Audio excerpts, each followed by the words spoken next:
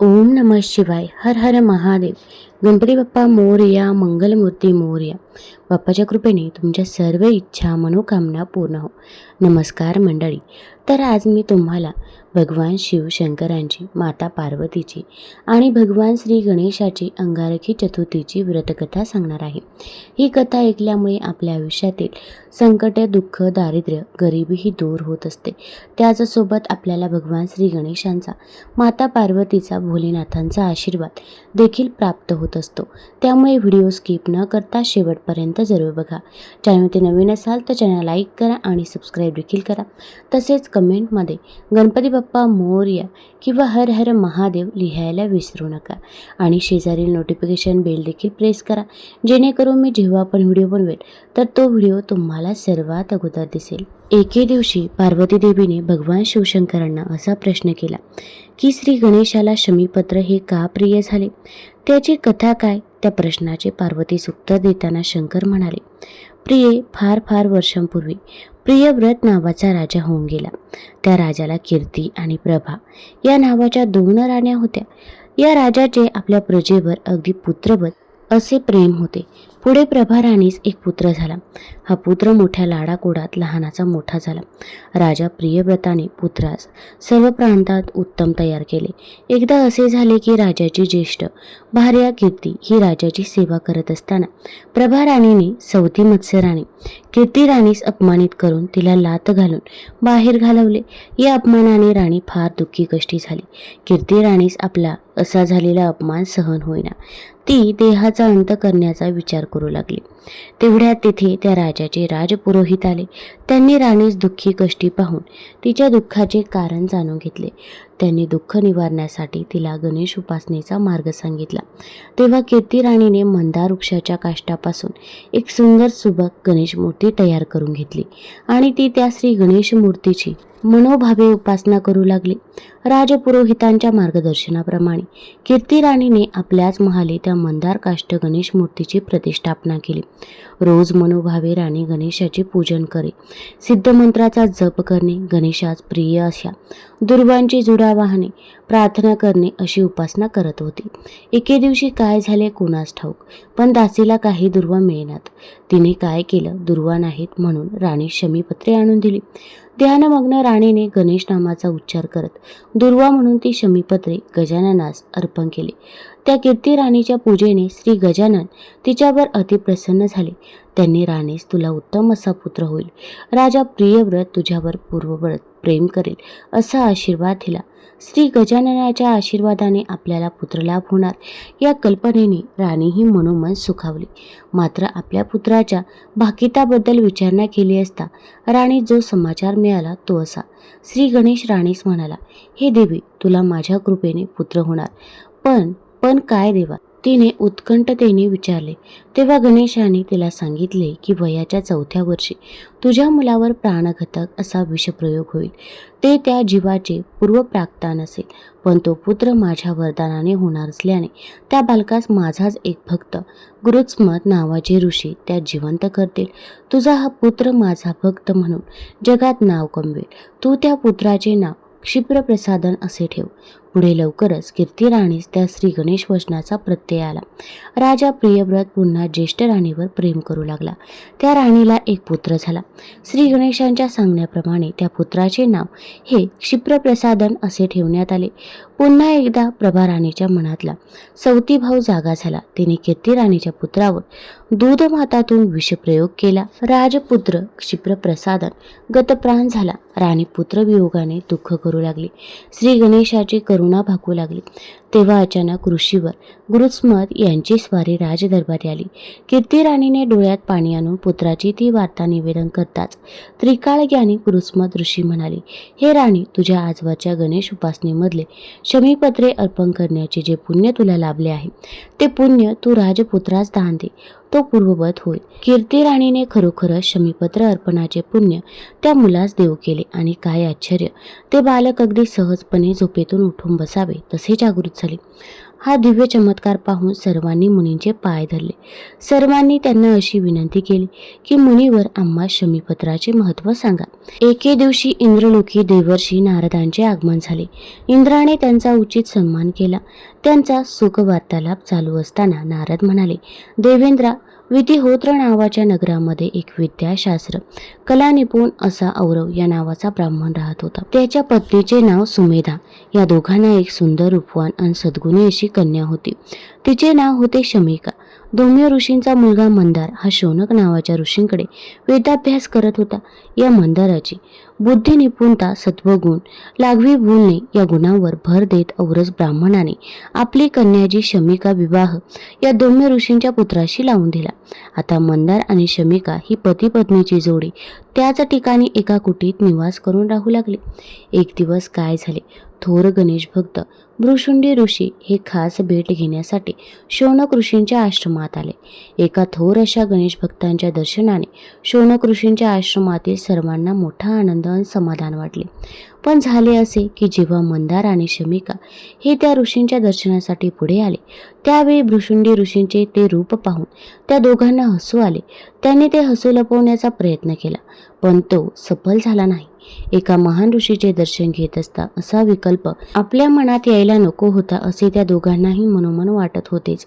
तोच मंदार आणि शमिका या दाम्पत्याने आपल्या रूपाचे हसू करावे याचा भृशुंडी ऋषींना मोठा राग आला आणि त्या रागाच्या भरात त्यांनी त्या दोघांना, तुम्ही वृक्ष व्हाल, तुमच्या सहवासात प्राणीच काय पण साधे पक्षीही येणार नाहीत, असा त्या दोघांना कठोर शाप दिला. तिकडे भृशुंडी ऋषींनी ती शापवाणी उच्चारली मात्र आणि इकडे उभ्या उभ्याच त्या दोघांचेही वृक्षांत परिवर्तन झाले. मंदार झाला मंदार वृक्ष आणि शमिका झाली शमीवृक्ष. शमीवृक्ष काटेरी, यामुळे पक्षी सुद्धा त्याच्या सानिध्यात येत नाहीसे झाले. शौनक ऋषींना या गोष्टीची काहीच कल्पना नव्हती. ते आश्रमभर मंदार आणि शमिका यांना हका मारत फिरू लागले. जेव्हा शोधूनही ते सापडेना तेव्हा शौनक ऋषींनी आपल्या दिव्य शक्तीचा वापर करून त्यांचा शोध घेतला. तेव्हा शौनक ऋषींना ही गोष्ट लक्षात आली की भृशुंडी ऋषींच्या शापानेच या दोघांचे 2 वृक्ष झाले आहेत. शौनक ऋषी त्या दोन्ही वृक्षांजवळ गेले. त्यांनी त्या वृक्षांच्या अंगावरून प्रेमाने हात फिरवला. त्या दोघांचा उद्धार व्हावा, त्यांना लोकमान्यता मिळावी म्हणून शमिकाचे पिता विप्र औरस मंदारचे गुरु शौनक यांनी 12 वर्ष श्री गणेश षडाक्षर मंत्राची उपासना करण्याचा निश्चय केला. शमी आणि मंदार या वृक्षांच्या उद्धारासाठी एका गुरुनी आणि एका पित्याने श्री गणेशाची खरोखरच 12 वर्ष तपश्चर्या केली. त्या कठोर आणि निस्वार्थ तपाचरणाने श्री गजानन हा त्या दोघांवरती प्रसन्न झाला आणि त्याने त्या दोघांना दर्शन दिले. श्री गजाननाचे दशभुज दर्शन घडताच दोघांना अपूर्व असा आनंद झाला. त्यांनी आपला हेतू साध्यासाठी श्री गजाननाची कुजन्मनाशन स्तोत्र या स्तोत्राने स्तुती करून देवाकडे मंदार आणि शमी यांच्या उद्धाराची विनंती केली. त्यावेळी त्या स्तुतीने प्रसन्न झालेल्या श्री गजानन त्यांना म्हणाला, भक्तांनो, तुम्हा दोघांच्या तपावर मी प्रसन्न झालो आहे. तुमच्या या स्तोत्र स्तवनास मी असा आशीर्वाद देतो की जो कोणी या स्तोत्राचा पाठ करतील त्यांना उत्तम जन्म लाभेल आणि सुख वैभव प्राप्त होईल. परंतु माझ्या प्रिय भक्तांनो, तुम्ही ज्या हेतूने हे तपाचरण केले आहे ती इच्छा मात्र नेमकी त्या स्वरूपात मी पूर्ण करू शकत नाही. मंदार आणि शमिका यांना भृशुंडी या माझ्याच परमभक्ताने शाप दिलेला असल्याने त्यांना त्यांचे पूर्वदेह प्राप्त होऊ शकणार नाही. पण तुमची ही भक्ती, उपासना, तपाचरण हे वृथा जाणार नाही. मी ते तसे जाऊ देणार नाही. यासाठी मी तुम्हास असे वचन देतो की स्वतः या मंदार वृक्षातळी निवास करेल. मला ते स्थान प्रिय होईल. तसेच जे कोणी भक्त या शमी वृक्षाची पाने मला भक्तिभावाने अर्पण करतील त्यांचाही मी दुर्वेसारखाच माझी प्रिय पत्री म्हणून स्वीकार करेन. झाले आणि म्हणूनच त्या दिवसापासून श्री गणेशा निवासासाठी मंदार वृक्ष आणि पूजेसाठी शमी हे अतिप्रिय झाले. कुरुस्मत ऋषी हे राणी कीर्ती हिला अनेक श्रवणीय कथा सांगत आहेत. ते तिला सांगतात की एकदा भगवान शिव हे पार्वतीसह सह्याद्री पर्वतावरील महाबळेश्वर या क्षेत्री निवास करून राहिले असताना एक दिवस ब्रह्मदेव त्या पवित्र क्षेत्री एक महान यज्ञ संपन्न करण्याच्या हेतूने आला. त्यांच्यासोबत त्यांच्या गायत्री आणि सावित्री या दोन्ही भार्या पण होत्याच. पण झाले मात्र असे की त्या यज्ञासाठी सर्व तयारी केली. सर्व देवदेवतांना सपत्नीक आव्हान केले. ब्रह्मदेवाने गायत्री देवीस आपल्या समवेत घेऊन यज्ञ कार्यास शुभारंभ केला. त्याच सुमारास सावित्री तिथे आली. ब्रह्मदेवाने आपल्यासोबत न घेता फक्त गायत्री सच जवळ घेऊन यज्ञ प्रारंभ केला. याचा तिला राग आला. तेव्हा क्रोधित झालेल्या सावित्रीने सर्व देवतांना म्हटले की तुम्ही पुरुष आम्हा स्त्रियांना आमचा उचित मान सन्मान देत नाही. 2 भार्या असताना तुम्ही ब्रह्मदेवास केवळ एकीसच जवळ घेऊन हा यज्ञ कसा सुरू करू दिलात? हा माझा अपमान आहे आणि मी तो सहन करणार नाही. तुम्हास खात्रीने सांगते की हा यज्ञ पूर्ण होणार नाही, सिद्धीच जाणार नाही. याला कारणीभूत असणारे तुम्ही सर्व देव हे जड व्हाल असा मी तुम्हा शाप देते. ती शापवाणी ऐकली मात्र सर्व देव सावित्री शरण गेले. ते म्हणाले, हे देवी, तू म्हणालीस तसे आम्हाला जड करू नकोस. आम्ही जड म्हणजे अचेतन किंवा मूढ होण्यापेक्षा ज वर्ण आणि ल वर्ण मिळून जलरूप होण्यास तयार आहे. सावित्रीने त्यास मान्यता दिली आणि दुसऱ्या क्षणी सर्व देव हे जलरूप झाले. हा प्रकार पाहिला आणि पार्वती, लक्ष्मी, छाया, इंद्रायणी या देवस्त्रिया ब्रह्मदेवास म्हणाल्या, हे ब्रह्मपित्या, तुम्ही ही अशी चूक कशी केलीत? सावित्रीचा अपमान तुमच्या हातून घडला आणि त्यांच्या शिक्षेच्या रूपाने आमच्या पतिदेवांना मात्र जलरूप मिळाले. आपणच आता या समस्येवर काही उपाय काढा. ते देवस्त्रियांचे बोलणे ऐकून ब्रह्मदेवांनीही घाई गडबडीत आपल्याकडून झालेली चूक, न केले गेलेले श्री गणेशाचे पूजन, झालेले विघ्न याची कल्पना आली. तेव्हा त्या सर्वांना धीर देत ब्रह्मदेव म्हणाले, हे देवस्त्रियांनो, मला माझी चूक मान्य आहे. मी तुमच्या पतिदेवांची क्षमा मागतो. तसेच या संकटाचे निवारण करण्यासाठी आता आपण सर्वजण श्री गणेशाची उपासना करूया. असे म्हणून ब्रह्मदेव त्या सर्व देवस्त्रियांना सोबत घेऊन कर्नाटक देशात आले. तिथे श्री गणेशाचे वक्रतुंड या नावाने प्रभू श्री रामचंद्रांनी स्थापन केलेले गणेशाचे पवित्र असे स्थान होते. त्या स्थानावर अनुष्ठानपूर्वक ब्रह्मदेवाने संकल्पपूर्वक सर्वांसोबत श्री गणेश उपासनेस प्रारंभ केला. त्यांनी गणेश पूजनात गणेशप्रिय दुर्वादले आणि शमीपत्रांचा वापर करून श्री गणेशास प्रसन्न करून घेतले. श्री गजाननाच्या त्या दिव्य अशा दर्शनाने सर्वांनाच अभूतपूर्व असा सुखानंद झाला. गृत्समत ऋषी त्याच मागील कथेचा पुढील भाग कीर्ती राणे सांगताना म्हणतात, हे राणे, श्री गणेश ही खरंच सर्व संकटांचे निवारण करणारे, मनोकामना पूर्ती करणारी देवता आहे. ब्रह्म आणि देवस्त्रिया यांच्या उपासनेने प्रसन्न झालेले श्री गणराया त्यांना म्हणाले, देवींनो, सावित्रींनो, जो शाप तुमच्या पतिदेवांना दिला आहे तो मला खोटा तर नक्कीच करता येणार नाही. तसेच तुमची मनोभावे केलेली उपासना ही निष्फळ ठरणार नाही. मी सर्व देवांना असे शक्ती सामर्थ्य प्रदान करतो की ते काही अंशाने जलतत्वात आणि अधिकांशाने त्यांच्या मूळ स्वरूपात परत येतील. खरोखरच आपला काही अंश जलरूपात मागे ठेवून सर्व देव आपापल्या मूळ स्वरूपात पुन्हा प्रकट झाले. आपल्या पतिदेवांना पाहून सर्व देवस्त्रियांना मोठा आनंद झाला. त्यांनी गणेशाच्या नावाचा जय जयकार केला. आपल्याला आपल्या मूळ रूपात परत येण्याची शक्ती प्रदान करणाऱ्या श्री गणेशाची सर्व देवदेवतांनी एक भव्य अशी कृतज्ञता पूजा संपन्न केली. सर्वांनी गणेशप्रिय असलेल्या दुर्वा आणि शमीपत्र त्यास अर्पण केले. आवडत्या मोदकांचा नैवेद्य दाखवला. ज्या ठिकाणी हे गजाननाचे दर्शन घडले, वरदान मिळाले, त्या स्थानावर हिरंब विनायक या नावाने एक गणेश मूर्तीची स्थापना करण्यात आली. पुण्याच्या तप आणि आपला यज्ञ संकल्प ब्रह्मदेवाने तिथे पूर्ण करून घेतला आणि मग ते स्वस्थानी परतले. गृत्समत ऋषी हे राणे कीर्तीस सांगू लागले की हे राणे, हे शमीपत्राचे महत्त्व आणि महात्म्य असे आहे की जे कोणी श्रवण पठण करतील त्यांच्यावर श्री गणेशाची कृपा राहील. त्यांच्या सर्व कार्यात यश मिळेल. त्यांच्या सर्व संकटांचे निवारण होईल. इच्छापूर्तीच्या आनंदाने सर्व भक्त भाविक हे सुखी होतील. आता आपण भगवान श्री गणेशांची अंगारकी चतुर्थीची व्रतकथा जाणून घेणार आहोत. तत्पूर्वी तुम्ही चॅनलमध्ये नवीन असाल तर चॅनल लाईक करा आणि सबस्क्राईब देखील करा. तसेच कमेंटमध्ये गणपती बाप्पा मोरया जरूर लिहा आणि तुम्ही हा व्हिडिओ कुठून बघत आहात ते देखील आम्हाला जरूर कळवा. देवेंद्रांकडून गणेश व्रत महिमा ऐकत असताना काहीसे आठवल्यासारखे होताच राजा शूरसेनाने प्रश्न केला, हे देवेंद्र, मी असे ऐकले आहे की संकष्ट चतुर्थी व्रताप्रमाणेच श्री गणेशाचे आणखी एक अंगारकी चतुर्थी व्रतही आहे. आपण कृपा करून मला त्या व्रताचा महिमा सांगाल का? तेव्हा शूरसेन राजाच्या मनातली ती ज्ञान जिज्ञासा लक्षात घेऊन देवादिदेव इंद्र म्हणाले, राजन, आज तुझ्या निमित्ताने ही गणेश व्रत महिमा निवेदनाची सेवा माझ्या हातून घडत आहे. याचा मला मोठा आनंद आहे. हे राजे, प्रत्येक महिन्यात संकष्ट चतुर्थी ही येतेच, पण ज्यावेळी ही तिथी एखाद्या मंगळवारी येते तेव्हा त्या तिथीच्या चतुर्थीस अंगारकी चतुर्थी असं म्हणतात.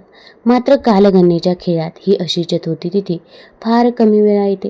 ती चतुर्थी तिथी साधून जे गणेश भक्त ते अंगारकी चतुर्थीचे व्रत करतात त्यांना श्री गजाननाच्या कृपेने मोठे पुण्य लाभते. त्यांच्या मनोकामना पूर्ण होतात. गणेशाचा कृपा प्रसाद त्यांना लाभतो. हे राजा, या अंगारकी चतुर्थीची कथा पण अत्यंत सुंदर आणि श्रवणीय आहे. ती कथा तू आता श्रवण कर. क्षिप्रा नदीच्या काठावर अवंती नावाची एक नगरी होती. त्या नदीच्या काठावर जे अनेक ऋषीमुनींचे आश्रम होते त्यातच एक आश्रम हे भरद्वाज नावाच्या ऋषींचा होता.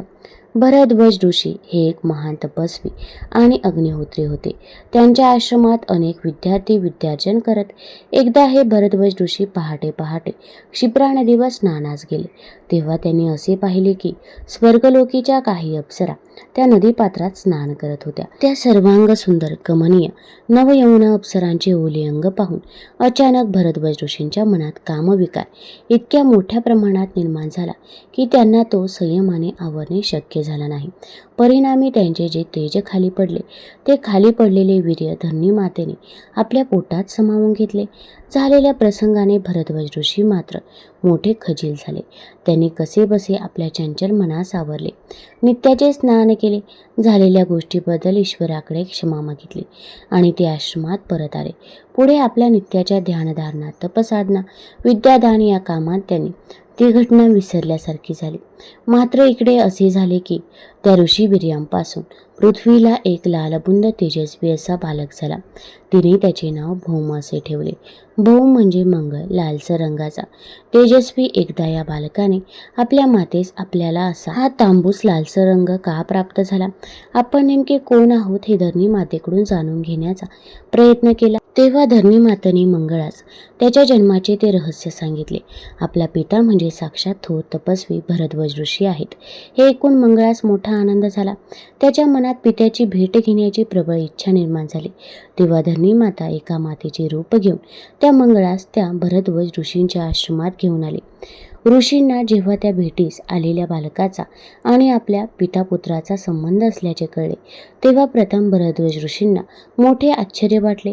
पण जेव्हा धरणी मातेने त्या क्षिप्रा नदीकाठी घडलेल्या प्रसंगाची ऋषींना आठवण करून दिली तेव्हा भरद्वाजाने त्या मंगळाचा पुत्र म्हणून स्वीकार केला.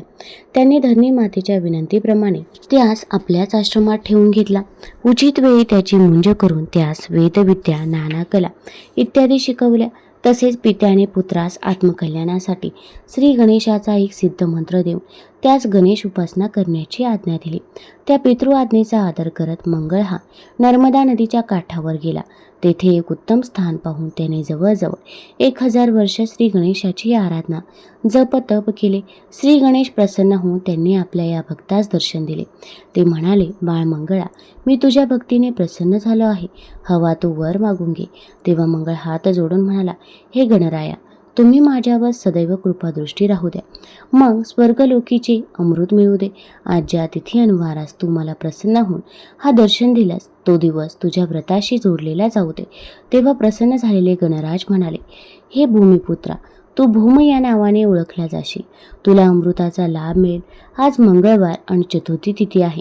असा योग जेव्हा जेव्हा येईल ती तिथी तुझ्या नावाने अंगारकी चतुर्थी म्हणून ओळखली जाईल. या दिवशी माझे पूजन, व्रत, उपासना, नामस्मरण करणाऱ्या भक्तास अनेक संकष्ट चतुर्थी व्रत केल्याचे फळ मिळेल. असा आशीर्वाद देणाऱ्या गणेशाचे त्या भरद्वाज ऋषींच्या पुत्राने एक भव्य मंदिर बांधले. त्यात दशभुज गणेशाची प्रतिष्ठापना केली. त्या गणेशाचे मंगळाने मंगलमूर्ती असे नाव ठेवले. त्यामुळे आपण देखील भगवान श्री गणेशांचे अंगारकी संकष्ट चतुर्थीचे व्रत हे आवर्जून करावे. भगवान विष्णूंचे लग्न देवी लक्ष्मीसोबत करण्याचे योजिले. सर्व देवांना आमंत्रण मिळाले पण गणेशाला काही दिलं नाही.